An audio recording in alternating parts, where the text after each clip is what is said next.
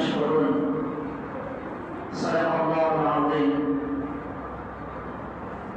عزیزان محترم، جیسا کہ ہم سب جانتے ہیں کہ یہ مہینہ ذی الحجہ کا مہینہ چل رہا ہے.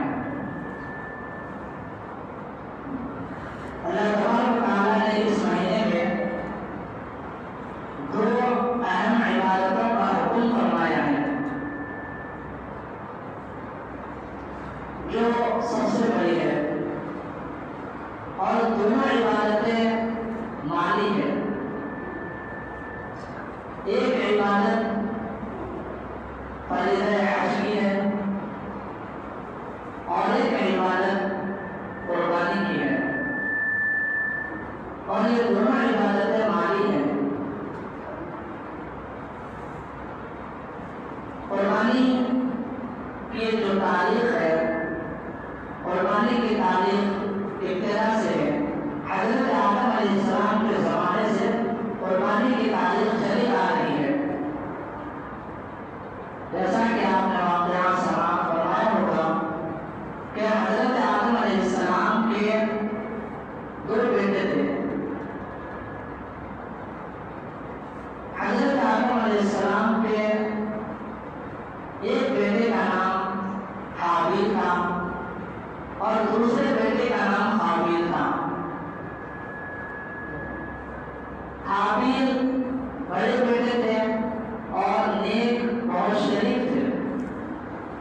قابیل یہ بیٹا اللہ کا بھی نافرمان تھا اور اپنے والدین کا بھی نافرمان تھا.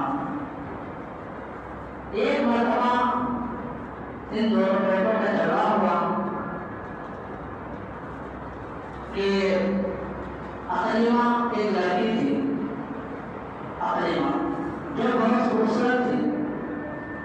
قابیل نے چاہا کہ اقلیمہ کا نکاح قابیل سے ہو، لیکن حضرت آدم علیہ السلام اور حوا علیہ السلام کی خواہش یہ تھی کہ اقلیمہ کا نکاح حابیل سے ہو، جو کہ بڑا نیک اور شریف تھا.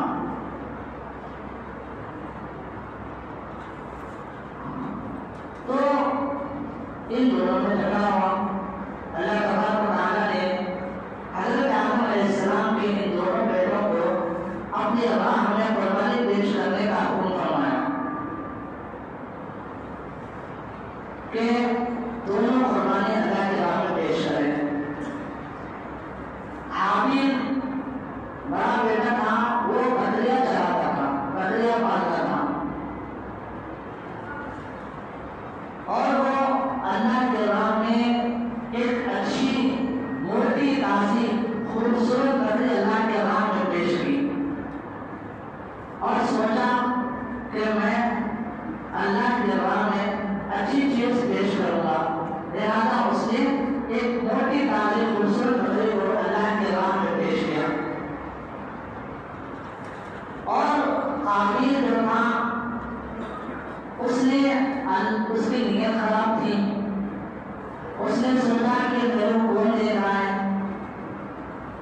کون دے رہا ہے، تو اس نے ایک خراب گلی سڑی گندم کے کچھ دانے اللہ کے راہ میں پیش کر دیے. اور قربانی کرنے کے بعد اس زمانے میں یہ رواج تھا کہ اس قربانی کو ایک اونچے پہاڑ پر لے جا کر رکھ دیا جاتا تھا.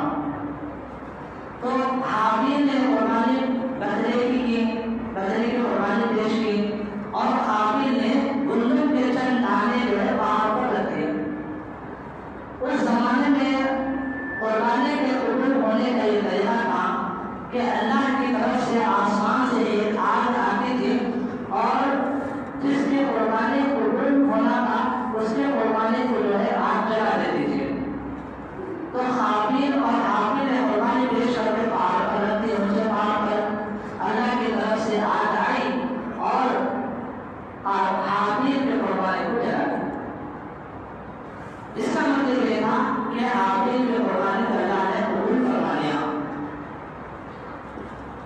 جب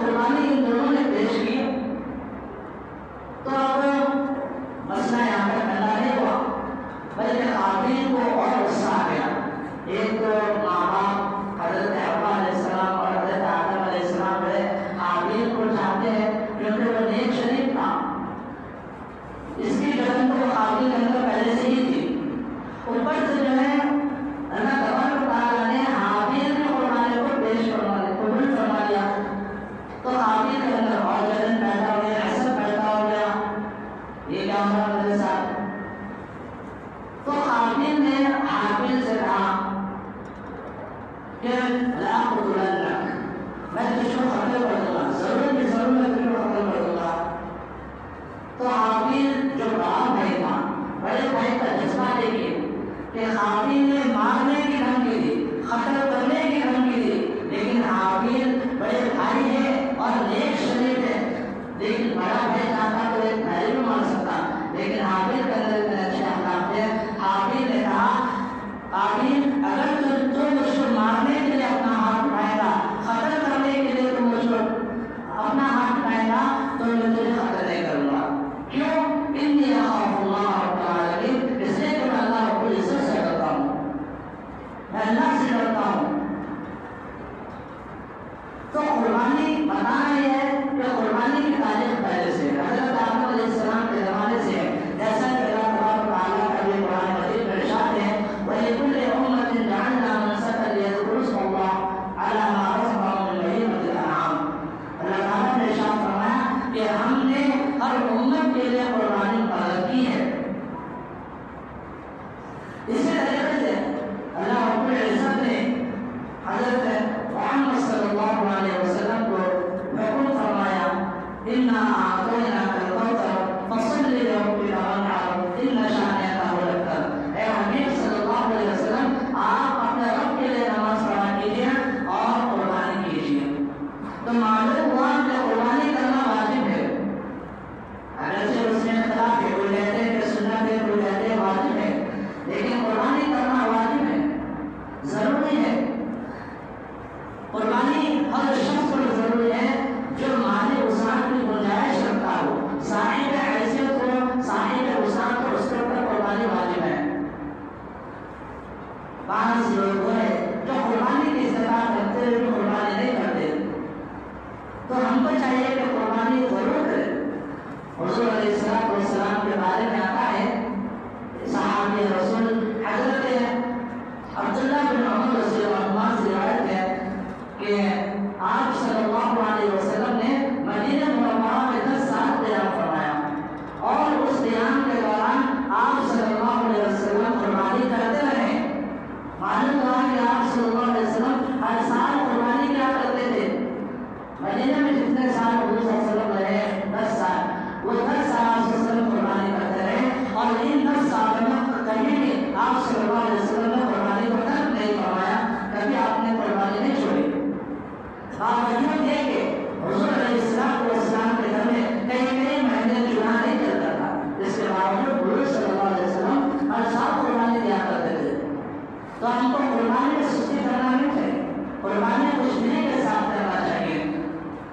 جیسا کہ ایک روایت میں آتا ہے کہ حضرت زید بن ارقم رضی اللہ تعالیٰ عنہ روایت کرتے ہیں کہ آپ صلی اللہ علیہ وسلم کے پاس صحابہ کرام آئے، اور صحابہ نے حضور علیہ السلام سے عرض کیا اے اللہ کے رسول ما هذه الاضاحی، یہ قربانیاں کیا ہیں، یہ قربانیاں کیوں دے رہا ہے، قربانیاں کیا چیز ہے؟ تو حضور علیہ السلام نے ارشاد فرمایا سنت ابیکم ابراہیم، یہ تمہارے والد تمہارے باپ حضرت ابراہیم علیہ السلام کی سنت ہے، قربانی دینا ہے۔ حضرت ابراہیم علیہ السلام اور حضرت اسماعیل علیہ السلام کی یادگار سنت ہے، اور قربانی حضور علیہ السلام کی اتباع میں دینا ہے۔ اس کے بعد صحابہ نے عرض کیا اے اللہ کے رسول، ہمیں قربانی سے کیا فائدہ ہوگا، ہم کو قربانی پر کیا ملے گا؟ اللہ کے رسول صلی اللہ علیہ وسلم نے ارشاد فرمایا کہ قربانی کے جانور کے ہر بال کے بدلے میں ایک نیکی ملے گی، جانور کے ہر بال کے بدلے میں ایک نیکی ہے۔ جیسے پھر صحابہ نے عرض کیا اے اللہ کے رسول صلی اللہ علیہ وسلم، اونٹ کے بدلے میں کیا ملے گا؟ تو حضور صلی اللہ علیہ وسلم نے ارشاد فرمایا اونٹ کے بدلے میں بھی ایک نیکی، وہ اونٹ کے بدلے میں بھی نیکی ہے۔ تو قربانی کا یہ عمل بہت بڑا ہے، قربانی خوش دلی کے ساتھ کرنا ہے۔ اللہ تبارک و تعالیٰ ہمارے جانور کو یہ نہیں دیکھتے کہ ہمارا جانور کتنا بڑا ہے، ہمارا جانور کتنے کا ہے، ہمارا جانور بڑا کالا ہے، خوبصورت ہے، یہ نہیں دیکھتے، بلکہ اللہ تبارک و تعالیٰ قربانی کرنے والوں کے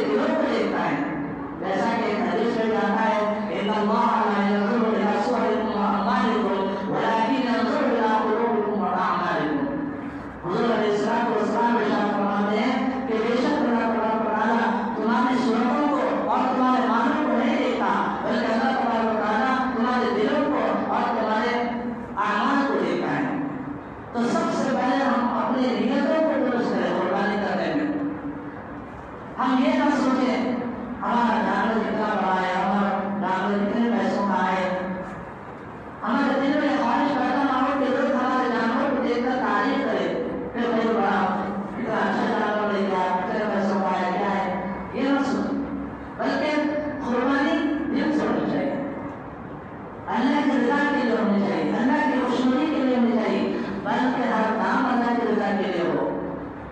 قرآن میں اللہ تبارک و تعالیٰ کا ارشاد ہے کہ لن ينال الله لحومها ولا دماؤها ولكن يناله التقوى منكم، کہ اللہ تبارک و تعالیٰ قربانی کرنے والوں، اللہ تبارک و تعالیٰ قربانی کے اللہ کے پاس نہ قربانی کا گوشت پہنچتا ہے، نہ اللہ کے پاس قربانی یعنی جانور کا خون پہنچتا ہے، بلکہ اللہ کے پاس تمہارا تقویٰ پہنچتا ہے۔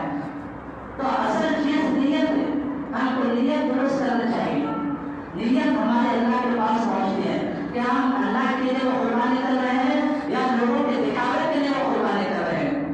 تو ہماری قربانی کا یہ عمل جو سب سے بڑا عمل ہے یہ اللہ کی رضا کے لیے ہونی چاہیے۔ قربانی کتنے دن دینا چاہیے؟ عزیزان محترم، قربانی کے ایام جو ہے وہ 3 دن ہے، 10، 11 اور 12، 3 دن قربانی کا ایام، ان دنوں میں قربانی دینی چاہیے۔ اور کن کن چیزوں کی قربانی دینی چاہیے؟ آپ بھیڑ کی بھی قربانی دے سکتے ہیں، بکرے کی بھی قربانی دے سکتے ہیں، بکری کی بھی قربانی دے سکتے ہیں۔ اگر آپ بھیڑ، بکرا اور بکری کی قربانی دے رہے ہیں تو کم از کم اس کا 1 سال کا ہونا ضروری ہے۔ بھیڑ، بکری، بکرا اگر آپ قربانی دے رہے تو اس کا 1 سال کا ہونا ضروری ہے۔ اور اگر گائے یا بھینس کی قربانی آپ دے رہے ہیں، بھینس کی بھی قربانی دے سکتے ہیں، جائز ہے، قربانی دے رہے ہیں تو اس کا 2 سال کا ہونا ضروری ہے، گائے اور بھینس۔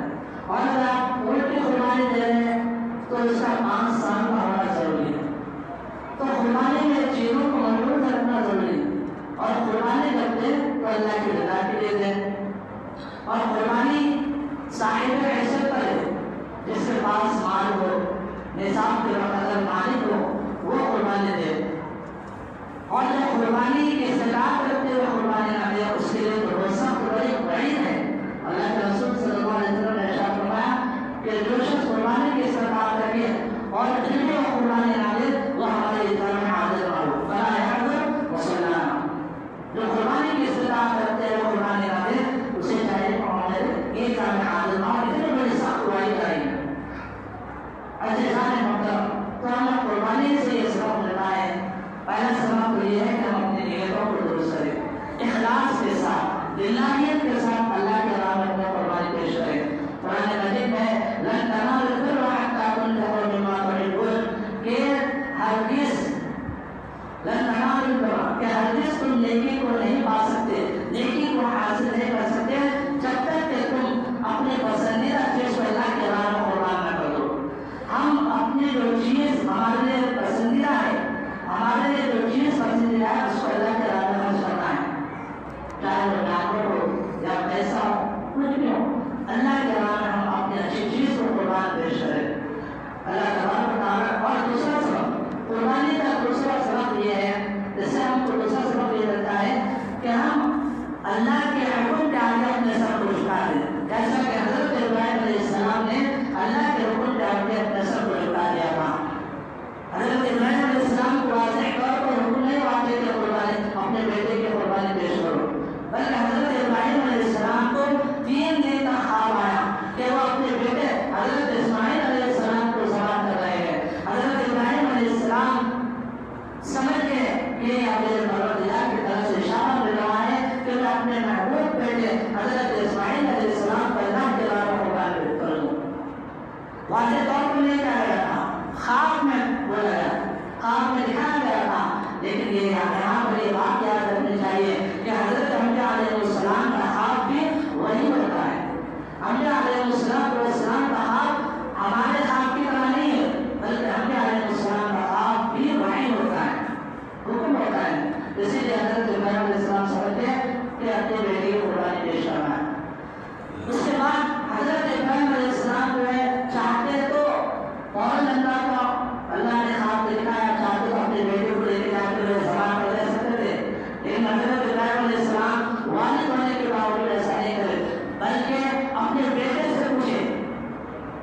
ماذا پڑا میرے بیٹے تمہاری کیا رائے ہے؟ میں خواب میں دیکھتا ہوں کہ میں تم کو ذبح کر رہا ہوں، اب تمہاری کیا رائے ہے؟ تو حضرت اسماعیل علیہ السلام جو چھوٹے بچے تھے، اکلوتے بیٹے تھے، چھوٹے تھے، حضرت ابراہیم علیہ السلام نے اسماعیل علیہ السلام کی اتنی اچھی تربیت کی تھی کہ اسماعیل علیہ السلام منع نہیں کرے۔ آج اگر والد کچھ اپنے بیٹوں کو بولے اچھا منع کر دیتا صاف صاف میں ایسا کروں، لیکن حضرت ابراہیم علیہ السلام کی تربیت کا اثر حضرت اسماعیل علیہ السلام پر ایسا ہوا کہ اسماعیل علیہ السلام نے جب یہ سنا تو اسماعیل علیہ السلام نے کہا یا ابتی افعل ما تؤمر، اے میرے ابا جان آپ کر مجھے وہ کام جس کا اللہ تبارک و تعالیٰ نے آپ کو حکم دیا ہے۔ یہ اسماعیل علیہ السلام کے اندر اللہ کے حکم کے ماننے کا جذبہ تھا۔ اتنے چھوٹے بچے، چھوٹے بچے، لیکن اپنے والد سے فرمائے کہ اللہ نے آپ کو جو حکم دیا ہے اس حکم کو پورا کیجیے۔ سب دلیلوں میں انشاءاللہ ہم قریب آپ مجھے اللہ نے چاہا تو صبر کرنے والوں سے پائیں گے۔ تو حضرت ابراہیم علیہ السلام کے اس واقعے سے دوسرا سبق یہ ملتا ہے کہ ہم اللہ کے آگے اپنے سر کو جھکا دیں۔ اب ہمیں قربانی کیا دینا ہے؟ قربانی سے جانور قربان کر دینا نہیں ہے، قربانی کئی چیزوں کا نام ہے۔ غصہ آنا، دیکھیے غصہ نہ کرنا یہ بھی قربانی ہے، سود نہ لینا یہ بھی قربانی ہے، گناہ کے جذبات